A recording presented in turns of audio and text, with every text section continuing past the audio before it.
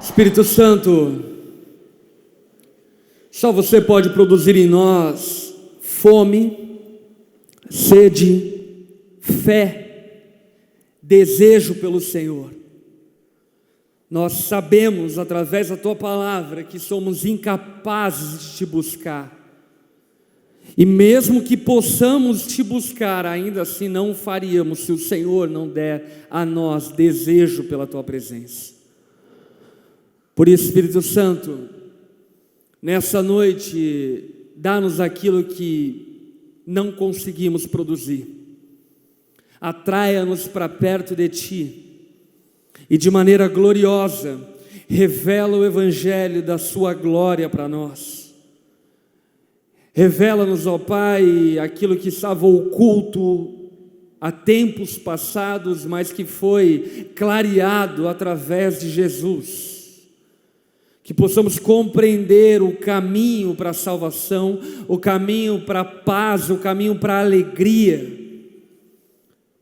Eu clamo a Ti, Espírito Santo, humilha-nos diante da Sua santa presença, para que através, ó Pai, dessa humilhação, possamos, ó Pai, ser humildes diante do Senhor e encontrarmos socorro e misericórdia. Aviva o nosso coração, aviva-nos, ó Pai, para que vivamos e contemplemos tudo aquilo que o Senhor tem reservado para nós.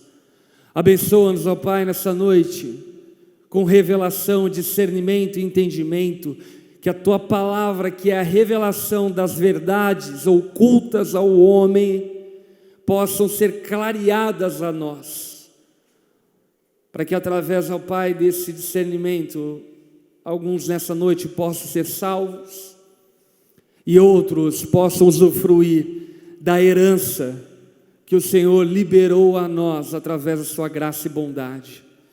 Fala conosco, Jesus, nós clamamos por misericórdia e socorro, em nome de Jesus. Amém. Nós vamos continuar o tema Não Me Envergonhe do Evangelho. Uma breve exposição do texto de Romanos.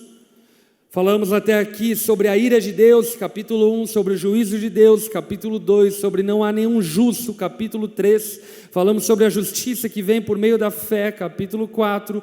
E agora então nós entramos no capítulo 5, falando sobre os desdobramentos e os frutos que são provenientes da fé que nós depositamos em Jesus. Quero convidar você a abrir a tua Bíblia em Romanos capítulo 5, versículo 1, aonde o apóstolo Paulo apresenta, ou na verdade começa a apresentar para nós os efeitos, os frutos, uma vez que nós cremos em Jesus. Romanos capítulo 5, versículo 1.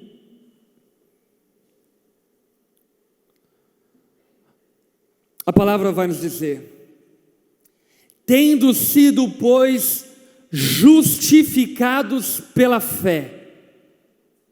Repita comigo: justificados pela fé. Isso aqui é muito importante para falarmos tudo aquilo que nós vamos falar daqui para frente. Por quê? Porque todos os frutos e desdobramentos que virão, e são desdobramentos incríveis, acredite em mim, eles são provenientes anteriormente, essencialmente e originariamente na justificação pela fé. Muitos de nós, equivocadamente e ignorantemente, pensamos que as bênçãos de Deus são para todos os homens, e eu preciso dizer para você que não é para todos os homens. A salvação não é para todos os homens, o favor de Deus não é para todos os homens. Existe sim aquilo que nós conhecemos e chamamos na teologia de graça comum, ou seja, o sol nasce sobre justos e injustos, a chuva cai na casa de justos e injustos, etc, etc e tal. Porém, quando nós falamos sobre uma intervenção divina no curso e na história, essa intervenção, essa bênção de Deus, ela está reservada para aqueles que foram justificados pela fé. Obviamente que aqui não dá para novamente falar a respeito disso, então você vai no YouTube, ouça a pregação Justiça pela Fé para você entender o que significa, mas de maneira breve, justificação pela fé significa em 2 tempos o seguinte: primeiro, declarar justo. Através da fé, depositada em Jesus, nós somos declarados justos. Amém? E segundo, não apenas declarados justos, mas também somos submetidos a um milagre, aonde Deus nos torna justos. Ele nos declara justo e Ele nos torna justo. E aí então o apóstolo Paulo está dizendo, olha, para aqueles que foram justificados pela fé, temos paz com Deus. Meu irmão, acredite no que eu vou dizer para você, porque essa palavra é digna de confiança, porque não é minha, é de Deus. A treta que de fato todos nós temos, não é uma treta partidária, governamental, sistêmica, não é uma treta de cunho familiar, não é uma treta, não é uma confusão, não é um problema de cunho social. O real problema do homem nasce em uma guerra, em um conflito. Qual conflito? O conflito do homem para com Deus. A primeira consequência imediata do pecado foi um medo. Você lembra? Adão e Eva pecam e qual é a primeira coisa que eles fazem? Eles se escondem. Por que eles se escondem? Porque eles estavam com medo. E a partir desse medo, vem todos os desdobramentos das malignidades, perversidades e todas as estatísticas fadídicas e tristes que nós acompanhamos quase que semanalmente. Morte, homicídio, adultério, pedofilia, imoralidades. Provenientes do quê? Provenientes de uma guerra com Deus. E talvez você diga, não pastor, não tem nada com Deus não quero guerra com Ele não. O problema é que, sem querer, querendo, essa guerra existe, independente do seu superficial desejo. Todos nós nascemos em rebelião contra Deus, estamos em guerra com Ele. E por esse motivo a palavra diz que a ira de Deus está sendo derramada em parcelas sobre a humanidade, mas um dia o juízo de Deus será estabelecido sobre a terra e todos serão julgados de acordo com o seu procedimento. Por quê? Porque o homem está em guerra com Deus, você está em guerra com Deus. Tanto estamos em guerra com Deus, que por vezes tentamos contornar a nossa própria consciência para aplacar uma guerra que existe. Tentando, por exemplo, dar nome de virtude para vícios, tentando chamar de qualidade o que é defeito, tentando chamar de justo o que é pecado, porque existe uma guerra do homem para com Deus que precisa ser resolvida. O problema é que o homem não tem disposição para resolver essa guerra. Quem resolveu essa guerra foi Jesus. Jesus na cruz do Calvário carregou sobre si toda a ira santa de Deus que deveria recair sobre a humanidade em seus próprios ombros. Ele foi esmagado por nossos pecados e transgressões, Ele foi humilhado por mim e por você, foi pisado por nós, por amor a nós, resolvendo o nosso problema com Deus. E quando Ele resolve o nosso problema com Deus, o que o apóstolo Paulo diz? Temos paz com Deus. E deixa eu dizer algo para você. Quem está em paz com Deus não quer guerra com ninguém.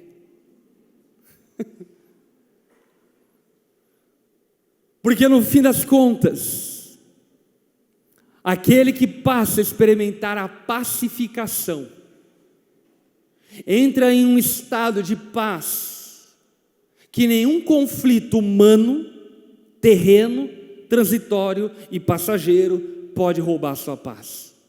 Por isso que a palavra diz que aqueles que creem em Jesus têm a paz que excede a todo entendimento. É tipo Jesus na cruz. Ele está na cruz, olhando para os acusadores dele, e diz assim: Pai, perdoa-lhes, porque não sabe o que fazem. Você já parou para pensar num cara pacífico? Não pacifista, pacífico. É Jesus. Porque Jesus estava em paz com o Pai. E através de Cristo, eu e você estamos em paz com Deus. Resolvemos nosso conflito. E resolvendo o nosso conflito, também resolvemos o nosso problema do medo. Porque no fim das contas, o medo que o ser humano carrega e tem é o medo de Deus.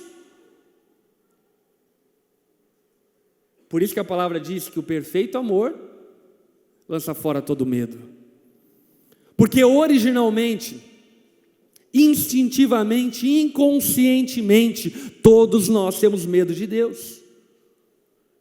Nascemos com medo de Deus porque algo dentro de nós diz que existe algo que precisa ser resolvido, e Cristo resolveu. E quando Cristo resolveu, nós entramos em paz com Deus, por nosso Senhor Jesus Cristo. Versículo 2: por meio de quem obtivemos acesso pela fé a esta graça na qual estamos firmes e nos gloriamos na esperança da glória de Deus. Não só isso, mas também nos gloriamos nas tribulações, amém? Porque sabemos que a tribulação produz perseverança, a perseverança um caráter aprovado, e o caráter aprovado esperança. E a esperança não nos decepciona, porque Deus derramou o seu amor em nossos corações por meio do Espírito Santo que Ele nos concedeu. Verso 6: de fato, no devido tempo, quando ainda éramos fracos, Cristo morreu pelos ímpios. Dificilmente haverá alguém que morra por um justo. Embora pelo homem bom, talvez alguém tenha coragem de morrer. Mas Deus demonstra o seu amor por nós. Cristo morreu em nosso favor quando ainda éramos pecadores. Como agora fomos justificados por seu sangue, muito mais ainda por meio dele seremos salvos da ira de Deus. Se quando éramos inimigos de Deus, fomos reconciliados com ele, mediante a morte de seu filho, quanto mais agora, tendo sido reconciliados, seremos salvos por sua vida. Não apenas isso, mas também nos gloriamos em Deus, por meio de nosso Senhor Jesus Cristo, mediante a quem recebemos agora a reconciliação. Esse texto que nós acabamos de ler, ele fala sobre o desdobramento da justificação pela fé, que tem em primeira análise uma herança e um presente e uma dádiva, que é a paz com Deus. E o apóstolo Paulo, ele vai falando sobre diversas coisas que estão contidas no passado, no presente e no futuro. E para tentar te ajudar a organizar a sua mente, eu quero dividir esse texto falando sobre esses 3 tempos que existem na vida com Deus. E usando termos técnicos para que você talvez guarde na tua mente, se você gosta, nós fomos justificados pela fé, estamos sendo santificados por meio da fé, e um dia seremos glorificados por meio da fé. Fomos justificados, estamos sendo santificados e seremos glorificados. É importante nós entendermos que existe na vida com Deus um passado, um presente e um futuro. Por quê? Porque em determinadas ocasiões eu vejo algumas pessoas querendo e pedindo a Deus aquilo que está no passado. Outras querendo se apropriar daquilo que está no futuro. E poucas vivendo aquilo que está no presente. Portanto, a partir desse texto eu quero ajudar você a organizar a tua mente e compreender o que aconteceu, o que está acontecendo e o que ainda vai acontecer. Para que você não viva iludido buscando aquilo que não deveria buscar. Por exemplo, uma coisa que é muito comum nós cantarmos, e não que nós não devemos cantar porque é um desejo do nosso coração, porém é muito equivocado teologicamente cantar isso. Eu quero ver a tua face. Quantas músicas a gente canta isso? E deixa eu dizer algo para você, você pode cantar o quanto você quiser, você só vai ver a face de Jesus no dia da glorificação. Não tem problema nós cantarmos, pastor, é uma heresia? Não, é um desejo. Mas o que a palavra nos deixa claro é que nós só veremos a face de Jesus no dia em que formos completamente transformados juntamente com Ele e formos glorificados junto com Ele. Amém? Portanto, precisamos compreender isso e entender para podermos conduzir a nossa caminhada com Deus na consciência daquilo que já temos, daquilo que precisamos fazer, ter e se apropriar no presente e daquilo que precisamos rumar para ter no futuro e viver no futuro. Sendo assim, vamos lá. Passado. O apóstolo Paulo, ele faz algumas afirmações que você precisa guardar no teu coração. Primeira afirmação: nós obtivemos acesso a essa graça que nos foi dada. Qual graça? A graça de termos paz com Deus. E essa graça já nos foi dada. Quantos aqui creem em Jesus? Meu irmão, se você realmente crê, e crê aquele que continua crendo, ok? Crer não é aquele que diz o ru, não que você que disse o ru não vai continuar crendo, só estou dizendo aqui, né? Não é uma explosão de sentimento que demonstra a tua fé. Aquele que de fato creu, precisa compreender que nós temos paz com Deus. Meu irmão, Deus não está mais bravo com você. Ele não está mais irado com você. Ai, pastor, eu não sei. Eu acho que Deus está pesando a mão. Não, filho, Deus não está pesando mais a mão sobre você, porque através de Cristo você tem paz com Deus. Você foi pacificado. O Senhor não está mais querendo puxar o teu tapete. Deus não quer mais te castigar. Pastor, mas como Ele não quer me castigar se tudo dá errado na minha vida? Tudo dava errado na vida de Paulo também, pô. E eu acredito que na tua dá mais certo do que na dele. A questão é que nós precisamos compreender que a paz que Deus vem nos dar é muito mais preciosa do que a liberdade de conflitos humanos exteriores e momentâneos. O que você prefere? Ter paz com Deus ou ter paz com os homens? Deixa eu te falar uma coisa, se eu fosse você, eu preferiria ter paz com Deus. Porque os homens podem te xingar, pode criticar no Instagram, pode te zoar, pode falar mal, pode isso, pode aquilo, pode te perseguir, te apedrejar, te aprisionar, mas é somente Deus que pode te lançar, tanto o corpo quanto a alma no inferno. Portanto, a paz com Deus que excede a todo entendimento é justamente esse estado de pacificação que foi dado para aquele que creu, porque aquele que creu teve acesso a essa graça. Deus está em paz com você, filho. Ele não está pesando a mão sobre você. Pastor, eu não sei. Eu acho que eu não dei meu dízimo. O devorador pegou tudo na conta. Você errou em não dar teu dízimo. Mas pode botar fé que não foi o devorador que pegou, não. Foi os impostos, tua má gestão, tua má administração. Porque Deus está em paz com você. Aleluia. Isso é libertador para muita gente, né? Tem muita gente que vive condenado, velho. Mas enfim, vamos continuar. Deus derramou o seu amor em nossos corações. E isso aconteceu quando? No passado. Eu lembro de uma ovelha minha, que uma vez a esposa chegou para ele e disse assim: amor, você tinha que ser mais romântico e falar que me ama mais e tal, não sei o quê. Eu estava junto. Aí ele olhou para ela e disse: amor, deixa eu te falar uma coisa, eu não te disse que te amava no altar quando nós fizemos nossa aliança? Ela olhou e disse: sim, no dia que eu mudar de ideia eu te aviso. Só para descontrair um pouco, não vai fazer isso não, seu cavalo.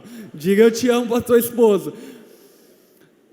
Mas por vezes, nós somos muito frágeis. Sabe, nós nos esquecemos do amor que já foi nos derramado. Deixa eu falar algo para você, o teu marido deve te amar pra caramba, até para te suportar tem que te amar. A tua esposa deve te amar muito, mas ninguém morreu por causa de você. Ah não, pastor, eu atropelei já, matei um. Está amarrado, em nome de Jesus. Mas eu não estou falando que você matou, eu estou falando que morreu por causa de você, se entregou por causa de você. E não num estado de patologia, mas num estado de extrema sobriedade. Em extrema sobriedade, Jesus se entregou por você. Essa é a maior prova de amor que você pode ter em toda a tua vida. Alguém morreu por você, se entregou por você. E parece que Jesus sabia que nós seríamos meio flácidos e frágeis nas nossas emoções. E aí ele então estabelece um sacramento para a igreja que se chama ceia. O que é ceia? É a ceia que nos faz lembrar que Jesus nos ama. É como se Jesus estivesse falando toda vez que nós participamos da ceia: eu te amo. Aí você passa uma semana, você esquece. Aí vai: eu te amo de novo. Eu te amo. Eu te amo. Você não pode se esquecer que Deus já derramou o seu amor por você. Cristo morreu por você quando você ainda era um zero à esquerda. Cristo morreu por você quando ainda você era pecador. Quando a única mão que você levantava era a mão para tuts-tuts na balada. Cristo já havia morrido por você. Já havia se entregue por você. Ele derramou o seu amor por nós. E outra, o Espírito Santo que Ele nos deu. Eu sei que tem alguns irmãos de linha pentecostal que aprenderam que existe alguma coisa que precisa acontecer em algum momento que te dá o Espírito Santo. Mas eu preciso dizer para você que isso não é bíblico. O que a Bíblia nos confirma é que o Espírito Santo é o selo da promessa. No dia em que nós entregamos a vida a Jesus, nós recebemos o Espírito Santo. Isso não significa que ainda nós usamos os dons do Espírito Santo, mas significa que Ele já habita em nós. Somos morada dele. Por quê? Porque isso aconteceu no passado. Está vendo no tempo passado? O Espírito Santo que Ele nos deu. Se você já entregou a sua vida a Jesus, saiba disso, o Espírito Santo habita em você. E como é precioso saber disso, porque muita gente está orando e pedindo a Deus: Deus, vem habitar em mim. E Deus fala: pô, já estou aqui há tempo, cara. Já, estou fazendo a festa, comendo aqui, você nem está se tocando. Deus já nos deu o Espírito Santo, e isso aconteceu no passado. No passado, obviamente, da vida daquele que creu. Amém? Outra verdade acerca do passado, essa aqui é confrontadora. No tempo quando éramos fracos.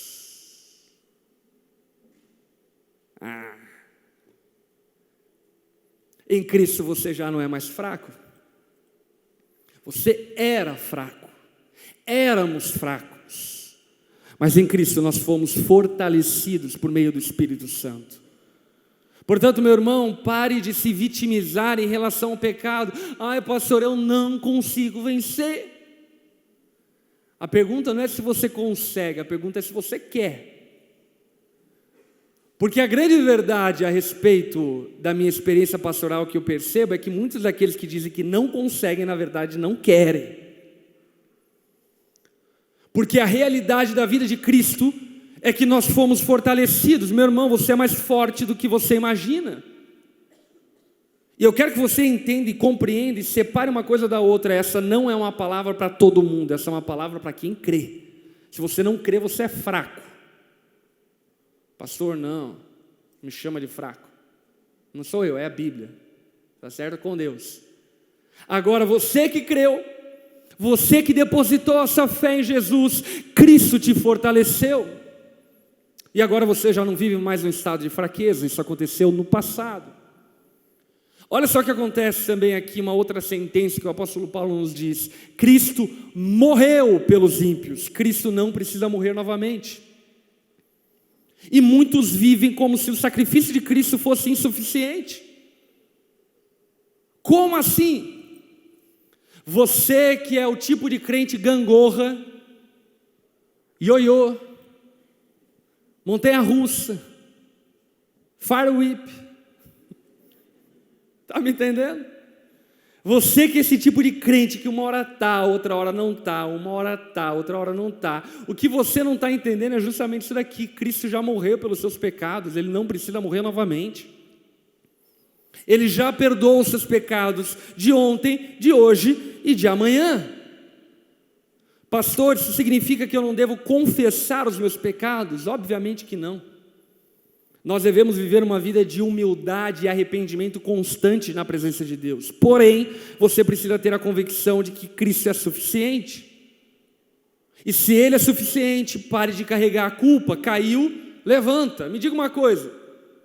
Se você estiver indo para a tua universidade, teu trabalho, e caminhando na calçada, você tropeçar e cair no chão, o que você faz? Você fica no chão chorando? Ah, eu caí. Ou você levanta e volta para casa. Ah, eu caí. O que você faz? Você levanta, sacode a poeira e continua. O que o cristão precisa aprender acerca das quedas que irão ocorrer? Sabe o que você faz? Você levanta, sacode a poeira e bola para frente, filho. Cristo já morreu pelos seus pecados. Ele já morreu por todos os seus tropeços. Amém? E Cristo morreu por nós quando ainda éramos pecadores. Eu amo isso. Por quê? Porque agora o apóstolo Paulo está nos dando entendimento que nós éramos pecadores. Agora em Cristo nós não somos mais pecadores. Pastor, você quer dizer então que quem está em Cristo não peca? É óbvio que não, é só olhar para mim, pô. Minha esposa sabe muito bem que isso não é verdade. O que eu estou dizendo para você é que pecador não é mais a tua identidade. O que o apóstolo Paulo está querendo deixar claro e evidente para mim, que pecaminosidade já não é mais a nossa natureza. Nós nascemos de novo. E sabe qual é o absurdo da graça? O absurdo da graça é que Cristo nos amou quando nós éramos ainda pecadores. E agora, o que nós somos diante da presença de Deus? Conforme que a Bíblia diz, nós somos santos, justos. Uau! Sabe que comparativo o apóstolo Paulo está querendo nos levar a entender? Se Deus gostava de você quando você era um Zé Ruela, imagina agora que você é justo. Imagina agora que você é santo. Mas você teve cara de pau de acreditar que Jesus te amava quando você não valia nada. E agora que você vale alguma coisa, você duvida que Jesus te ama. Já parou para pensar a loucura? É sobre essa loucura que o apóstolo Paulo está querendo desfazer a nossa mente. Nós fomos justificados no passado. Outra coisa que aconteceu no passado, nós éramos inimigos de Deus. Hoje você foi chamado amigo dele. Lembra de Jesus falando para os discípulos? Eu não os chamo mais de servos, mas de amigos. Vocês já não são mais meus inimigos, vocês são meus cooperadores. Aqueles que são em Cristo Jesus são bem-vindos à sala do trono, na presença de Deus. Ah, pastor, eu pequei, eu estou com vergonha de orar. Você não entendeu o evangelho ainda, filho. Você foi justificado, e hoje em Cristo, você não tem mais inimizade com Deus. Você pode se apresentar e entrar na sala do trono confiadamente, a fim de encontrar graça e misericórdia que te ajude no dia da necessidade. Porque em Cristo você não é mais inimigo. E fomos justificados pela fé. Amém. Isso aconteceu no passado. Presente, passa lá. Afirmações do apóstolo Paulo nesse texto que nós lemos do presente. Nos gloriamos na esperança da glória de Deus.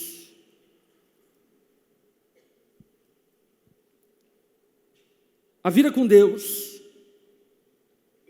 ela começa de maneira muito gloriosa. brevemente, quantos aqui reconhecem que quando Cristo veio morar em você, alguma coisa espiritual, invisível, mas é real, aconteceu em você, que você passou a ser a habitação de uma paz que você não explica, de uma alegria que você não tem entendimento de onde vem? Quantos aqui conseguem perceber isso na sua experiência de vida? Mas deixa eu te falar uma coisa, isso não é tudo, pessoal. E às vezes nós pensamos que isso é tudo. O apóstolo Paulo dizia: aqueles que têm esperança em Cristo só para essa vida são de todos os mais miseráveis homens. Sabe o que Paulo estava querendo dizer? Se você acha que Jesus serve apenas para restaurar a tua família, para te deixar feliz, para te dar paz, para te dar esperança, você não entendeu o Evangelho. Se está bom hoje, filho, vai melhorar infinitamente mais. Nem olhos viram, nem ouvidos ouviram, nem jamais penetrou no coração do homem aquilo que Deus tem preparado para aqueles que o amam. E por isso, no presente, nós nos gloriamos nessa esperança. E aí, quando nós estamos passando por angústias, tribulações e pressões, o que nós lembramos? O choro pode durar uma noite, mas a alegria certa, ela vai vir pela manhã. E aí a gente passa a noite chorando e rindo junto, porque a gente sabe que a alegria vai vir. Nós sabemos que o futuro para aqueles que creem em Jesus por meio da fé será glorioso. Será glorioso. Nós vamos morar no novo céu e uma nova terra. Deus enxugará dos nossos olhos todas as nossas lágrimas. Não haverá tristeza, não haverá dor, não haverá choro. Nós viveremos em um novo céu, uma nova terra, perfeito. Você está entendendo? Por melhor que o Brasil possa ficar e se tornar, ainda assim sempre será incomparavelmente inferior com a glória que nos reserva no futuro. E aqui vale a pena lembrar você, essa glória é no futuro. No presente nós nos gloriamos em saber dessa glória futura. Porque tem gente que fica decepcionado com Deus. Eu entreguei minha vida a Jesus, não sinto Ele. Estou chateado. Sei lá, só problema na minha vida. Jesus deixou claro: no mundo tereis aflições, mas tem de bom ânimo, eu venci o mundo. Aquele que perseverar até o fim herdará a coroa da vida e participará da glória de Deus. E por isso, no presente, nós nos gloriamos na esperança futura. Meu irmão, tira os olhos daqui e coloque os olhos na eternidade. Viva com a perspectiva da eternidade, não com a perspectiva terrena. O apóstolo Paulo ainda vai dizer: no presente, não apenas nos gloriamos na glória futura, mas também nos gloriamos nas tribulações. Aqui eu quero dar uma maior atenção para isto. Passa ali o próximo slide, depois a gente volta para isso aqui. O apóstolo Paulo vai dizer que tribulação é uma oportunidade para perseverar. Semana de prova na universidade é uma oportunidade para perseverar. Amém? Problema no casamento é uma oportunidade para perseverar. E aquele que persevera tem um caráter moldado, aprovado, mudado, transformado. Com todo respeito à nossa geração Y, alguns Z, outros meio X, e alguns baby boomer. Meus irmãos, nós somos uma geração mau caráter. Acontecem umas bizarrices nessa geração que eu acho que causa espanto até no diabo. Por exemplo, tem gente que consegue casar, declarar, enfim, amor eterno, fidelidade e assim por diante, tendo uma amante. Você está entendendo? Ou outras pessoas que começam 1001 coisas, mas não vão ao fim de absolutamente nada. Em outras palavras, a nossa geração é muito mau caráter. E eu creio de verdade, a partir da palavra, que um dos problemas do nosso mau caráter é a nossa falta de perseverança no meio da tribulação. É só olhar para a igreja. Se bater um vento sul, o irmão já desvia. Já fica triste com Deus. Ah, pastor, está muito frio. Coitado da Frozen, vai para o inferno, né?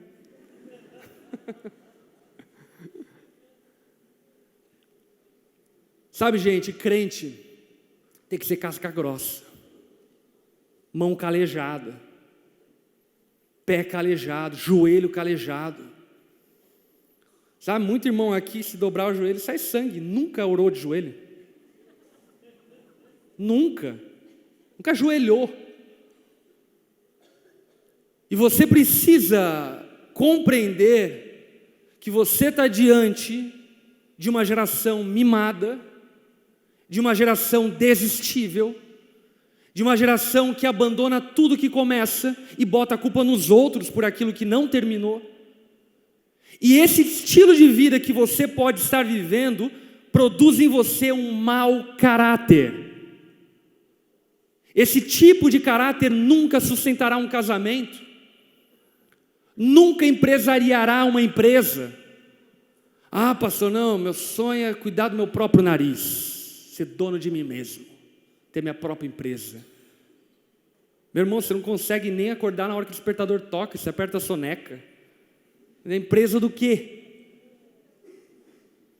Sabe, o que o apóstolo Paulo está dizendo que no presente, aqueles que creem em Jesus precisam ter uma atitude de perseverança, de indesistibilidade, de não parar, de continuar. Do que doer, custe o que custar, ir até o fim do que se programou, do que se planejou.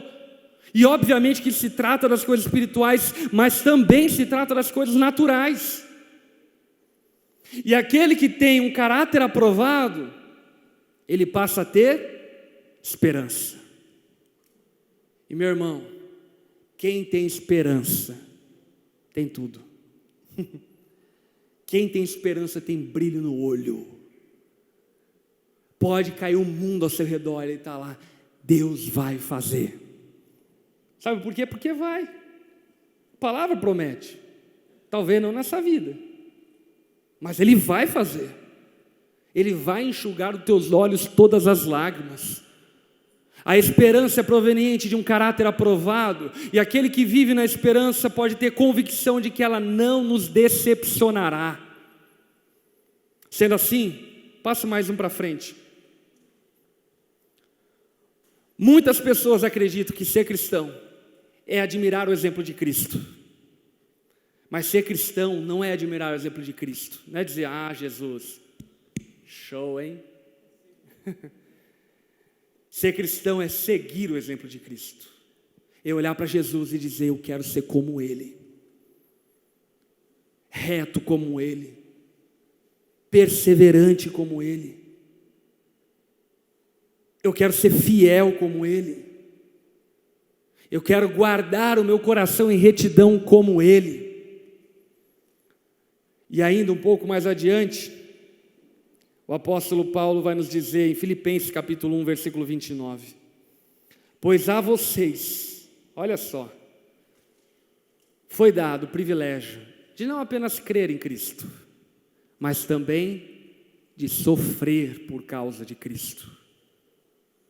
Nós perdemos de vista isto. O privilégio na vida cristã não é prosperar, é sofrer por causa do Evangelho. O privilégio da vida cristã não é ter uma vida tudo certinho, tudo legal, que todo mundo te admira, te aplaude, te acha fantástico. Não, o privilégio da vida cristã é sofrer por causa de Cristo. Por isso, meu irmão, olha para quem está ao teu lado e diga: abraça os sofrimentos.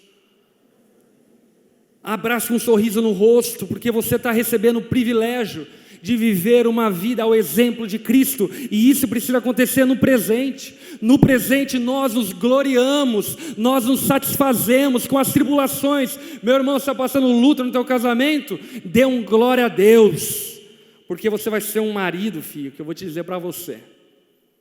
Tua esposa um dia vai olhar para você, talvez lá no céu.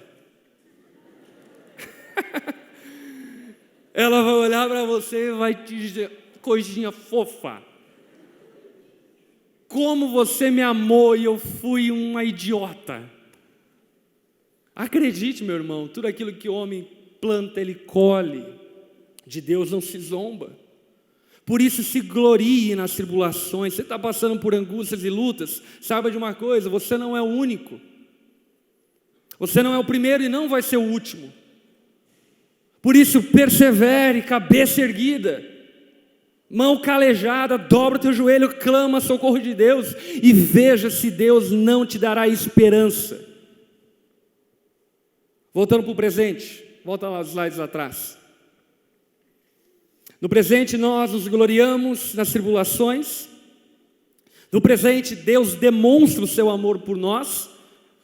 E eu falei para você, Deus demonstra o seu amor por nós, tendo Ele morrido em nosso favor quando ainda éramos pecadores. Ou seja, o exercício da ceia é Deus dizendo eu te amo para nós. É Deus mandando um post para você, te marcando na foto. Ok? Fomos reconciliados agora você está reconciliado. Você está precisando de socorro, de graça. Meu irmão, você não precisa de um curandeiro. Você não precisa de um homem super espiritual para impor a mão sobre você e os teus problemas irem embora. Você tem acesso à mesa do Pai. Você tem acesso à sala do trono. Clame socorro e graça de Deus e veja se milagres sobrenaturais vão acontecer na tua vida. Você foi reconciliado com Deus. A fé cristã, ela não é judaizante. Nós não temos sumos sacerdotes que intercedem por nós. Cristo abriu um novo e vivo caminho que nos dá acesso ao Pai. E por fim, no presente, nós temos paz com Deus. Para o futuro. E aí nós vamos indo para a reta final. No futuro, o apóstolo Paulo diz que nós seremos, não no presente, no futuro, seremos salvos da ira de Deus. E talvez você diga: pastor, mas Deus não é a minha propiciação, portanto Jesus ele não satisfez a ira de Deus. Como assim? Só no futuro eu serei livre da ira de Deus? O que talvez você não percebeu é que eu e você tomamos respingos da ira de Deus sobre a humanidade. O apóstolo Paulo, em Romanos capítulo 1, vai dizer que uma das maneiras que Deus manifesta sua ira com a humanidade é permitindo que ela viva de acordo com a sua própria vontade e desejos. Então, por exemplo, você pode ser uma vítima de homicídio. Por exemplo, você pode ter algum familiar seu que sofra algum abuso, uma pedofilia, um estupro. E o que é isso? É a ira de Deus contra você, não contra a humanidade, largando a humanidade para a sua própria destruição. Mas um dia, eu e você não mais beberemos da ira de Deus, porque viveremos em plenitude na casa de Deus e não seremos mais alvos nem subalvos do pecado de outros homens que são odiosos, não amam a Deus, não amam a família, rejeitam o próximo, mentem. Um dia, para aqueles que creem, nós viveremos em um lugar de paz total e completa. Tal utopia que nenhuma sociedade conseguiu desenvolver, porque de fato só Deus pode produzir e gerar paz com Ele e nos levar para um lugar de paz em plenitude.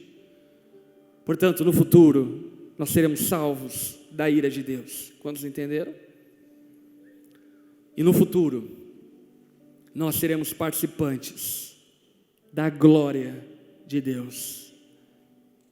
Tá bom tua vida com Deus? A minha tá, velho. Tem um monte de treta. Pros mineiros. Um monte de treta. Nossa, um monte de problema para resolver. Mas se com Deus está ruim, imagina sem Deus, não é? Tá bom pra caramba. Que venham os problemas e lutas. Mas um dia, existe uma promessa para todos aqueles que creem. Nós usufruiremos e habitaremos num novo céu e uma nova terra. E participaremos da glória de Deus, sentaremos à sua mesa e comeremos em um banquete como sua família e seu povo para toda a eternidade.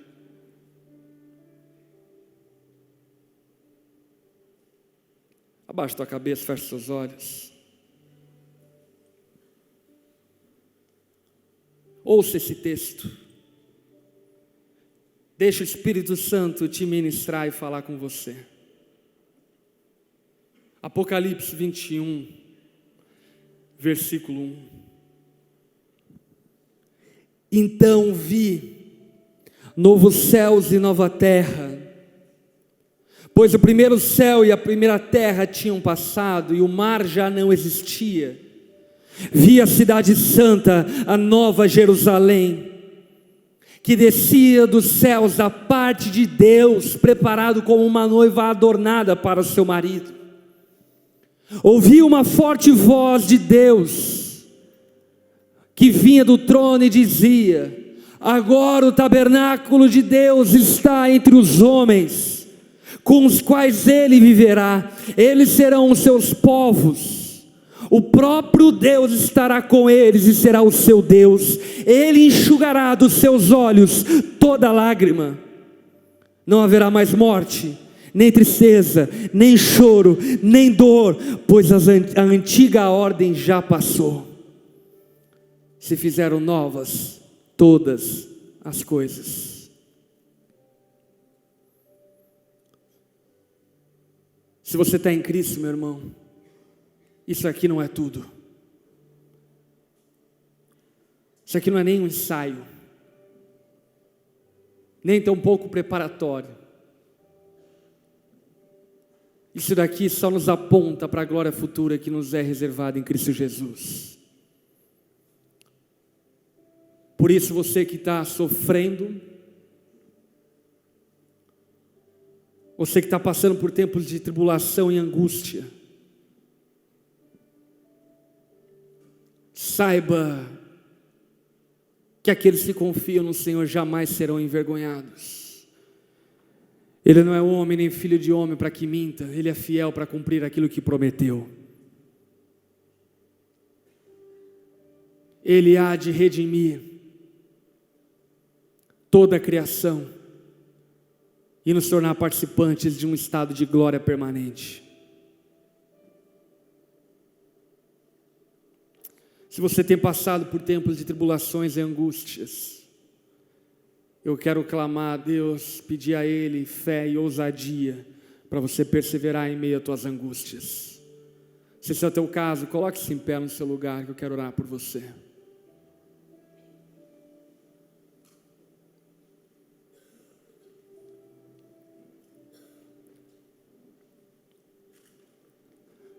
Quero convidar a igreja que está próximos a esses irmãos a abraçarem eles.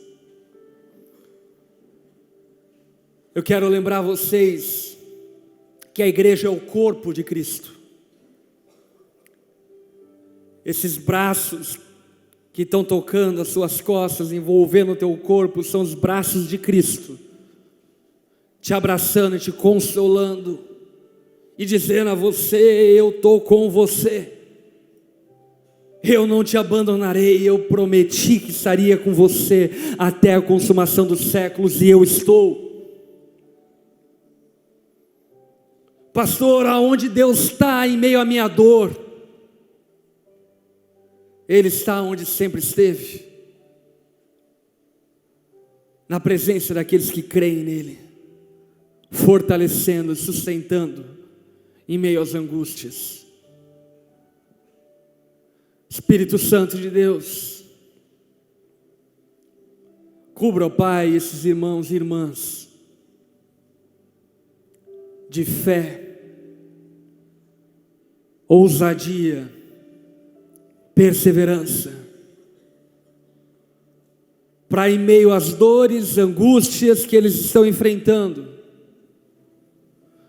levantarem a cabeça e saberem que Tu és fiel e que a Tua misericórdia dura para sempre. Espírito Santo, envolva-os com Teus braços de amor, traga à memória toda a graça derramada através da cruz.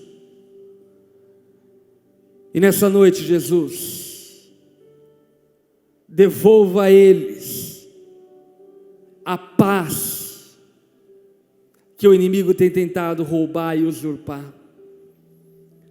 Que eles possam sair desse lugar pacificados. Talvez ainda com seus problemas não resolvidos, mas pacificados no Senhor, sabendo que nós estamos seguros, escondidos sob Tuas asas, que nada nem ninguém pode frustrar os Seus planos, que aquilo que Você prometeu é fiel para cumprir. Em nome de Jesus. Deus abençoe a sua vida. Pode sentar. Ainda sentado, de cabeça baixa, olhos fechados. Essas bênçãos que nós falamos hoje, do passado, do presente, do futuro, estão reservadas para aqueles que depositam a sua vida em Deus, para aqueles que creem em Jesus. A palavra diz que todo aquele que invocar o nome do Senhor será salvo. Aquele que crer com seu coração e confessar com a sua boca que Jesus é o Senhor, para a glória de Deus Pai, será salvo. O salário do pecado é a morte, mas o dom gratuito de Deus é a vida. Nós não somos salvos por obra para que ninguém se glorie. A salvação é um dom de Deus, é graça de Deus concedida por meio da fé. Por isso, se nessa noite você reconhece que não vive uma vida com Deus, talvez você seja um bom religioso, mas você não vive uma vida com Deus, e nessa noite de alguma forma o Espírito Santo te alcançou e você quer viver aquilo que você nem mesmo sabe como viver, mas no teu interior você sabe que precisa viver.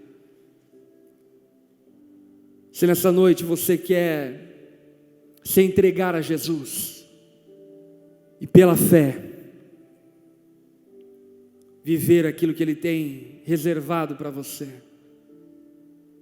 no seu lugar de cabeça baixa, olhos fechados, se você quer entregar sua vida a Jesus hoje e ser herdeiro de todas as bênçãos que nós conversamos hoje, aquilo que Deus exige de mim e de você como justiça é a fé. Se você quer entregar sua vida a Jesus, aí no seu lugar, Jesus está aqui, Ele te ouve. Repita comigo essa oração. Diga assim a Ele: Senhor Jesus, nessa noite eu me rendo a você, eu entrego a minha vida a Ti, e eu recebo em minha vida como o meu Senhor, como o meu Salvador. Eu não entendo, mas algo me diz que eu preciso, e por isso, Jesus, me aceita como Teu filho, perdoa os meus pecados.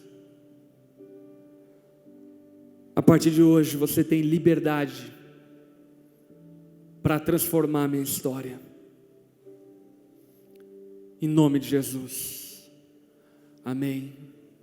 Cabeça baixa, olhos fechados. Se você fez essa oração, levanta uma das suas mãos no seu lugar. Eu quero só te ver e eu quero orar por você. Alguns irmãos da igreja estão com um convite, vão entregar para você que está de mão erguida. Enquanto você não receber esse convite, continue de mão erguida. E daqui a pouquinho nós vamos orar por vocês.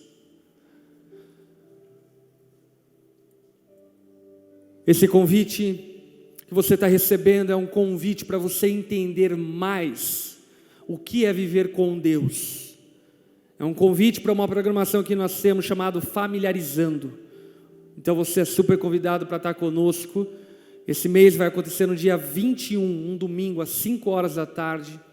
Você está convidado para estar aqui conosco, para poder entender um pouco mais sobre o que é a vida com Deus e tirar suas dúvidas e de alguma forma poder viver essa vida que você se propôs e deseja viver a partir de hoje.